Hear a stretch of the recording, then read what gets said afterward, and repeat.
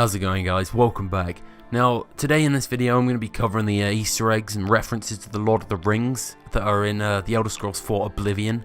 Now, there's quite a few of these, and I'm going to go over them all in this video, but there's also a lot of other references to pop culture in Oblivion that range from Friday the 13th all the way to Of Mice and Men, which is really interesting, but in this video I'm just going to cover the Lord of the Rings.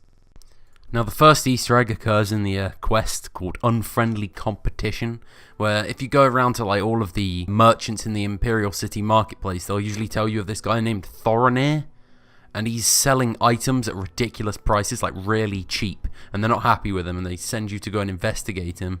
Now, later on in this quest, you end up in Agarmir's basement. Agarmir is a guy who's linked in with the quest, who's been supplying Thorinir with his items. And while you're in this basement, you find a book surrounded by candles called the Macabre Manifest. The Macabre Manifest contains the information of the deceased people that Agarmir's been, desecrating their graves and taking their items to sell to Thorinir. Now, one of the names in the Macabre Manifest is somebody called O'Ford Gabbings. Now, this is an anagram of Frodo Baggins, which is kind of cool. Now, O'Ford Gabbings was reported to have died in Anvil, I believe. I guess that's what the anvil next to his name means. And the items he carried with him was a travel cloak with a silver and green leaf fastener. Now, if you're a fan of Lord of the Rings, you'll know what that is straight away. Another item he was said to be carrying was an enchanted short sword with inlaid writing. Now, this is a reference to the sword that Bilbo gives to Frodo in The Lord of the Rings, the Fellowship of the Ring, which is called Sting.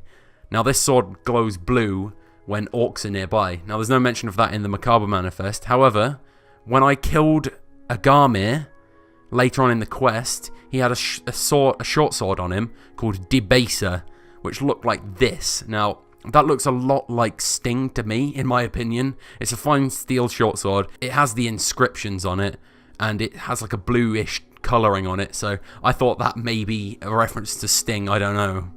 The next item on the list was a gold ring with an inscription said to be cursed. Now, that's an obvious reference to the one ring that Frodo carries that gives him the ability to go invisible.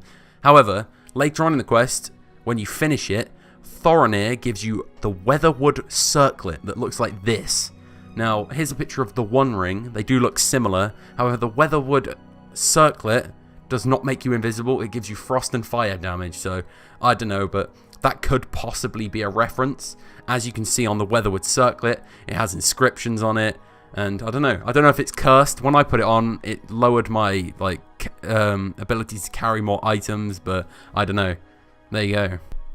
The last item on the list is a leather-bound travel journal. Now, there's nothing else said about this, and there's no journal that can be found, not that I know of, so that's all for that, really.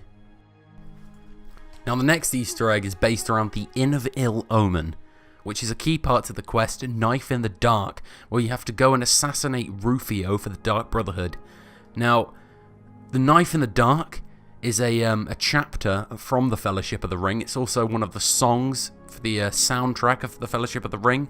It's when Frodo and the other hobbits take refuge in the Prancing Pony Inn in Bree and end up meeting Strider, otherwise known as Aragorn. Now, on the topic of Aragorn, if you go into the Ill Omen Inn, there's an Imperial Legion forester that sits around in there, walks around sometimes. I think he leaves in the daytime to go out and hunt. Now, this guy looks a lot like Aragorn, and I'm going to say that it is a reference to him. A forester is usually a hunter and a ranger, and it can't be a coincidence that somebody of this description is in the same inn that's got the other Easter egg tied to it. Now, I'm guessing this is a reference to Aragorn as the hobbits meet him in an inn very similar to this one in Bree in the chapter A Knife in the Dark. Now, the last reference to the Lord of the Rings isn't directly to the Lord of the Rings itself. It's from the Silmarillion book. Now, I've read this book myself a long time ago, and it's really fucking long and difficult to read.